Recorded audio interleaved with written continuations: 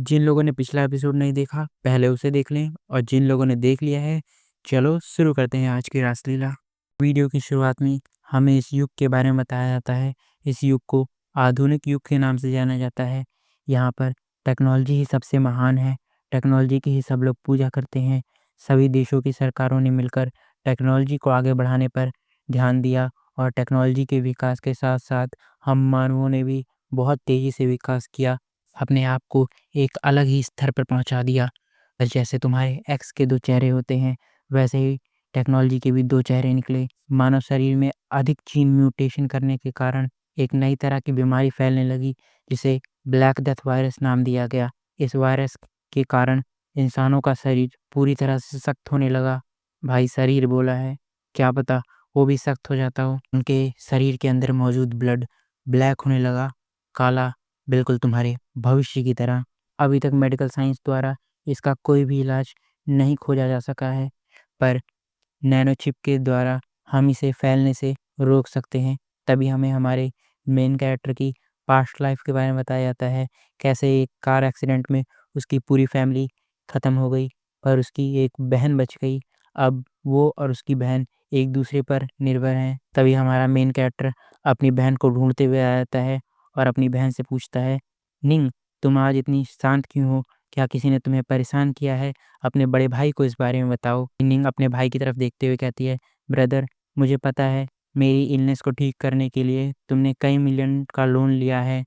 हमारा main character अपनी बहन को देखता है और कहता है, बस इतनी सी बात, मैं कुछ डिलीवरी करूँगा और ये लोन ख़त्म हो जाएगा। हमारी निन इन सब बातों को सुनने के बाद कहती है, भाई मुझे पता है इस बीमारी का कोई इलाज नहीं है और इसे सिर्फ नैनो चिप के द्वारा रोका जा सकता है। भाई बस तुमने मेरे लिए अपना स्कूल छोड़ दिया, अपने सभी सपनों को छोड़ दिया और एक फूड डिलीवरी जॉब करने लगे। भाई तुम्हें पता है मैं यहाँ अपने आप को मारने आई थी, पर अगर तुम मुझसे इतना ही प्यार करोगे तो मैं अपने आप को कैसे मार पाऊँगी। हमारा मेन कैरेक्टर अपनी बहन को देखते हुए कहता है, अरे पगली, तुम ही तो बस मेरी एक फैमिली हो इस पूरी दुनिया में, मैं तुम्हें कैसे कुछ होने दे सकता हूँ। तभी हमारी निंग कहती है, बड़े भाई, तुम मेरे साथ हमेशा इतना प्यार से बात क्यों करते हो? तभी हमारा सीन चेंज होता है और सीन प्रेजेंट में आता है। तभी हमारा मेन कैरेक्टर तेजी से चिल्लाता है, निंग। तभी उसे आता है, अरे नहीं नहीं नहीं, मैं हिल नहीं सकता, वो लोग जल्दी ही अंदर आ जाएंगे। तभी उसे याद आता है, ये लोग तो बिल्कुल वैसे ही लग रहे हैं जैसे मैंने मूवीज़ में देखा है, ज़ॉम्बीज़। तभी टिंग करके नोटिफिकेशन आती है, बधाई हो, आपने मिशन ट्रिगर किया है। तभी वो सोचता है, अरे सिस्टम, हाँ मेरे पास तो सिस्टम है, मैं तो आराम से इन ज़ॉम्बीज़ से बच जाऊँगा। सिस्टम बोलता है, अजी घंटा, मैं तुम्हें 2 ऑप्शन देता हूँ। पहला ऑप्शन, तुम यहाँ पर छुपे रहो और 95% चांस है तुम ज़िंदा बच जाओगे, पर 2 दिन बाद भूख से तुम्हारी मौत हो जाएगी। और दूसरा ऑप्शन, अपनी बहन को बचाओ, पर इसमें सिर्फ 5% चांस है कि तुम ज़िंदा बचोगे। और जो मिशन पूरा हो गया तो तुम्हें 1000 बोनस पॉइंट रिवॉर्ड के रूप में मिल जाएँगे। तभी एक वार्निंग भी नीचे लिखी हुई आती है कि जल्दी करो, तुम्हारी बहन के फेफड़े टमाटर की तरह फूल रहे हैं। हमारा मेन कैरेक्टर सिस्टम पे चिल्लाता है, क्या ये किस तरह की चॉइसेस है? तभी वो सिस्टम में देखता है, अरे बेसमेंट जाने का मैप भी है। वो मैप पे क्लिक करता है और देखता है कि यहाँ से 50 मीटर दूर लॉन्ड्री रूम से होकर जाने का रास्ता है। तभी वो सिस्टम पे तेजी से चिल्लाता है, सिस्टम, क्या तुम मुझे मारना चाहते हो? तुम्हें नया होस्ट चाहिए क्या? चाहते हो मैं बाहर जाऊँ और वो ज़ॉम्बीज़ मुझे खा ले? तभी वो अपने आस-पास देखता है और वहाँ पे एक झाड़ू पाता है। झाड़ू को जल्दी से तोड़ता है और दीवार दरवाजे से लगा देता है और जल्दी से एक टेबल को भी दरवाजे से लगा देता है। आस-पास देखता है, क्या-क्या है मेरे पास, सभी चीज़ों को इकट्ठा करता है और फिर कहता है, अरे हाँ, मेरे पास तो ट्रांसफ़ॉर्म की एबिलिटी है। वो जल्दी से सभी चीज़ों को ट्रांसफ़ॉर्म करने लगता है। तभी अचानक से ही पीछे हॉट डॉक्टर दरवाज़ा तोड़ के अंदर आ जाती है और अचानक से लिन पर अटैक कर देती हैं और लिन पीछे की तरफ मुड़ता है और अपना स्पीयर सीधा उनके सर पे मारता है और अचानक से उसमें से आग निकलती है और धूम! हमारे हॉट डॉक्टर का काम खत्म। यहाँ काम तमाम हो गया। तभी हमारा सिस्टम स्पीयर के बारे में बताता है। ये एक ड्रंक स्पीयर है। इसे हम ड्रंक फ्लेमिंग स्पेयर कहते हैं। ये हाई टेम्परेचर के कारण किसी भी चीज़ को मक्खन की तरह काट देता है। हमारा लिन ये देखते हुए कहता है, यस, आखिरकार, आखिरकार मैंने ये कर दिया। तभी हमारा सिन के हाथों पे शिफ्ट होता है और सिस्टम बताता है कि 100 पॉइंट्स काट लिए गए हैं और इसके बदले ये आर्म प्रोटेक्शन बनाया गया है और 100 पॉइंट्स काट लिए गए हैं और उसके बदले फ्लेम थ्रोअर फ्लेम स्पीयर को बनाया गया है, जिसे ड्रंकन फ्लेम स्पीयर नाम दिया गया। हमारा एमसी दरवाजे की तरफ देखता है और कहता है कि तुम लोग अभी तक यहीं पर अटके हुए हो, तो मुझे ब्लेम मत करना रूथलेस होने के लिए। और वो सब पे अटैक कर देता है और सबके सर में स्पीयर मारता है और सबको जलाकर राख कर देता है और चिल्लाते हुए कहता है, नहीं, मर जाओ तुम सब लोग, मर जाओ, मर जाओ। तभी वो सबको मारकर बाहर आता है और उल्टी पे उल्टी करता है और कहता है, फाइनली, आखिरकार मैंने सबको मार दिया। फिर वो सोचते हुए कहता है, क्या मैंने इंसानों को तो नहीं मार दिया? फिर वो कहता है, नहीं, नहीं, ये अब इंसान कहलाने लायक नहीं रहे हैं। मुझे जल्दी से जल्दी अपनी बहन को ढूँढने जाना चाहिए। तभी वो कहता है कि नो मैटर, चाहे कुछ भी हो जाए, मैं अपनी बहन को बचा कर रहूँगा। और 2 मिनट बाद वो लॉन्ड्री रूम के सामने पहुँचता है और देखता है, सिस्टम, तुम चाहते हो मैं इस गंदे लॉन्ड्री रूम से जाऊँ? सिस्टम बोलता है कि तुम्हारे पास एक रास्ता है, तुम्हारी मर्ज़ी, जाना है तो जाओ वरना रहने दो। तभी वो कहता है, छोड़ो, अभी बस मुझे अपनी बहन को बचाने पे ध्यान देना है, इस सिस्टम को तो मैं बाद में देख लूँगा। वो जैसे ही लॉन्ड्री पे चढ़ता है, उसका पैर स्लिप होता है और वो अचानक से नीचे गिरता है, धम! तो चिल्लाता है, आह! और वो फिर सामने की तरफ देखता है कि कुछ आर्मी वाले उसकी बहन को उठा कर ले आते होते हैं। तभी वो बोलता है, निंग। हमारा सीन कुछ टाइम पहले दिखाया जाता है, जब डेथ स्क्वाड नाम की एक टीम हॉस्पिटल में घुसती है और ज़ॉम्बी को पकड़ लेती है। तभी उसका सोल्जर कह रहा होता है, अल्फ़ा, अल्फ़ा, हमने लेजेंडरी ज़ॉम्बी को पकड़ लिया है और हॉस्पिटल से बाहर आ रहे हैं। तभी वो गुस्साते हुए बोलता है, क्या घटिया सिस्टम मिला है हमें, ये तो सही से काम भी नहीं करता। हमारा दूसरा सोल्जर बोलता है वहाँ पर कि ये मिशन कितना आसान है, मुझे तो कभी लगा ही नहीं था कि ये मिशन इतनी आसानी से हो जाएगा।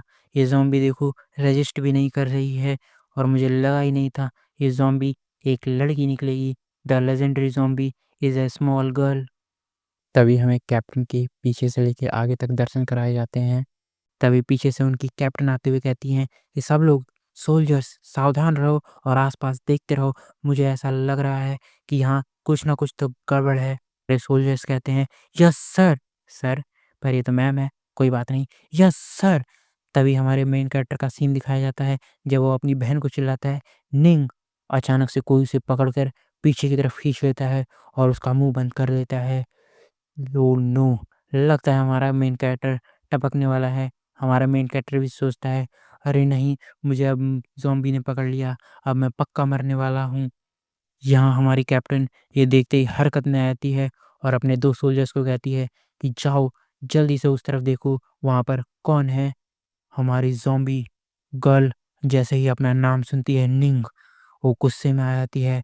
वो हरकत में आते हुए एक सोल्जर की सर अपने हाथों से उड़ा देती है और वो सर जैसे ही नीचे गिरता है, तभी सारे सोल्जर्स देखते हैं पीछे की साइड और देखते ही गोले चलाने लगते हैं और ज़ॉम्बी गर्ल ऊपर की तरफ कूदती है और वेंट में चली जाती है।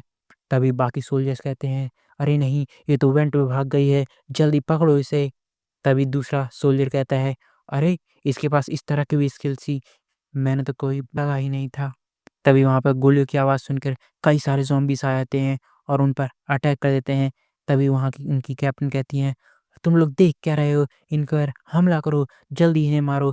तभी पीछे की तरफ से आ जाती है, बचाओ, बचाओ, कैप्टन हमें बचाओ। और सब के सबको ज़ॉम्बी धीरे-धीरे खाने लगते हैं। सीन हल्का-सा चेंज होता है और दिखाया जाता है 2 लोग इन सबको छुप के देख रहे हैं। एक ने हमारे एमसी को पकड़ रखा है और अचानक से वो एमसी के कान के पास आता है और हँसने लगता है, हाँ, हाँ। तभी हमारा एमसी पीछे की तरफ घूमता है और देखता है ओल्डली सिक्योरिटी गार्ड। तभी ओल्डली हँसते हुए कहता है, हाँ, हाँ, देखो तुम्हारी शक्ल पर 12 बजे हुए हैं, लगता है तुम अभी ही मरने वाले हो। हमारा एमसी सिक्योरिटी गार्ड से पूछता है, ये सब हॉस्पिटल में चल क्या रहा है? ओल्डली कहता है, नहीं, मुझे नहीं पता, पर न्यूज़ की माने तो हम लोग इस समय एक वॉर में हैं ज़ॉम्बीज़ के खिलाफ। जिन सभी लोगों ने चिप्स पहनी थी, वो अचानक से ही म्यूटेट हो गए और ज़ॉम्बी में बदल गए। तभी हमारा मेन कैरेक्टर शॉक हो जाता है और कहता है, क्या जिन सब लोगों ने चिप्स पहनी थी, व्हाट? निंग के साथ क्या हुआ? भाई अभी तो तूने देखा क्या हुआ। तभी ओल्डिंग बताते हैं कि लगता है वो सोल्जर्स तुम्हारी बहन को लेने के लिए ही आए थे। हमारा मेन कैरेक्टर कहता है, क्या सिर्फ मेरी बहन को लेने के लिए?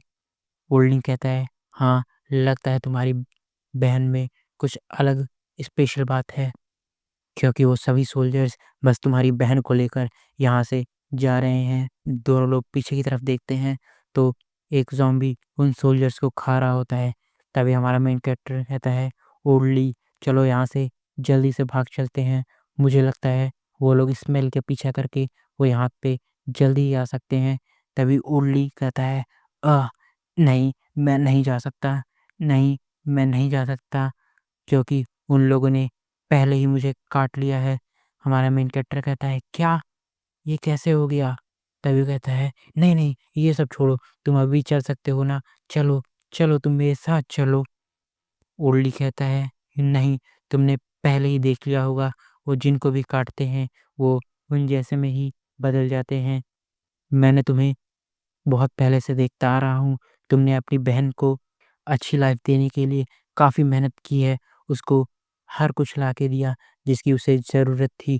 तुम एक बहुत ही अच्छे आदमी हो। मैं दरवाजे पे जाकर उनको रोकता हूँ और तुम अपनी बहन को लेके यहाँ से भाग जाओ। जल्दी जाओ, भागो यहाँ से, भागो। वो रोते हुए कहता है, नहीं, नहीं। फिर कहता है, आई एम सॉरी ओल्डी, मुझे जाना होगा। फिर वो कस के तेजी से बिना पीछे देखे हुए भागने लगता है और वो बाहर निकल जाता है। तभी हमें पीछे की तरफ दिखाया जाता है, ओरली को वो सारे मॉन्स्टर धीरे धीरे खाने लगते हैं। तभी वो गुस्सा करते हुए बोलता है, सिस्टम, सिस्टम, मेरी बहन कहाँ है? तभी सिस्टम डिंग करते हुए आता है और कहता है, यहाँ ब्लैक डेथ डिजीज का सीरम मिला है। अब तुम्हारे पास केवल दो ही रास्ते हैं। पहला, तुम लॉन्ड्री रूम के जरिए सेफली यहाँ से निकल जाओ, जिसे 90% चांस है कि तुम बच जाओगे और सरवाइव कर जाओगे।